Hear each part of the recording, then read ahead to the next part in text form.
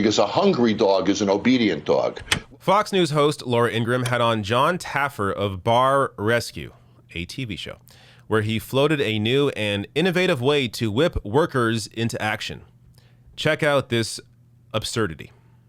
John, I want to ask you, though, about this idea of work-life balance. Because, look, no one wants to miss their kids growing up. No one wants to, you stay in the office your whole life, you never see your family. So that's really important. However, have we taken that a step too far when you think of, well, a lot of the millennials talking about, well, I need time for self-care. I don't know why I'm harping on that tonight, but the whole self-care movement is a little, I mean, my mother is not with us anymore, but she worked by the time she was 12 during the Depression. If she heard the self-care thing, I think her head would explode.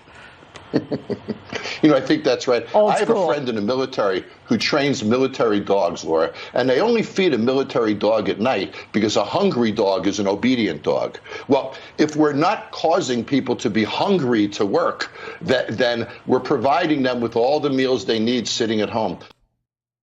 Okay. Wow. It's right out there.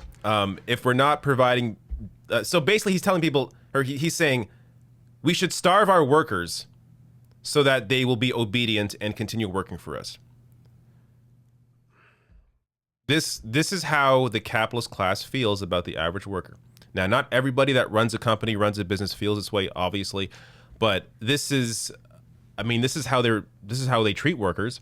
So this is a guy who's, they're on discussing, he's worried about the fact that people are not going back to work, and it's largely because of low wages. So instead of helping people with a social safety net, they're arguing that we should starve them, cut off any benefits, cut off any, not even benefits, cut off any, help that is going to them through unemployment, for example, so that they starve and are forced to go back to work. It is completely psychotic. So, I just don't, I feel like I don't need to explain this.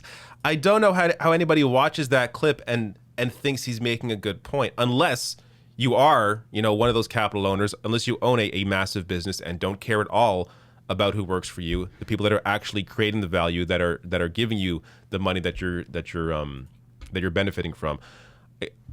I don't know how the average person watches that and thinks that he made a good point. Yes, we should treat workers like dogs.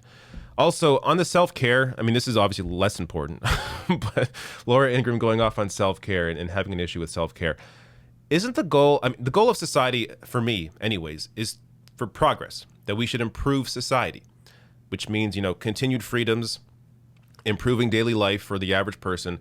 And part of that, I think, is caring about your mental health, caring about your own well-being. So her talking about what her grandmother working from being 12 till she died. Okay, that people shouldn't be that way. Like, that's not a society I want to live in. People should be able to enjoy their lives. So it's this whole, these people are able to have these or have these kinds of discussions, make these kinds of arguments because they are incredibly comfortable. Laura Ingraham has a massive team around her. She's able to go on just an hour a day, 5 days a week, do her show with a massive team that does all the work for her, then go home to her. I'm sure she has a nice condo or a home that she stays in, making millions doing this easy show. Like, they barely have to work. And these are the people that are complaining about people not wanting to work for starvation wages at $7 an hour. I would love to see Laura Ingraham or this moron, John Taffer, work $7 an hour for a year. See these two work $7 an hour for a year and see how they live. They be coming back on the show, begging for help.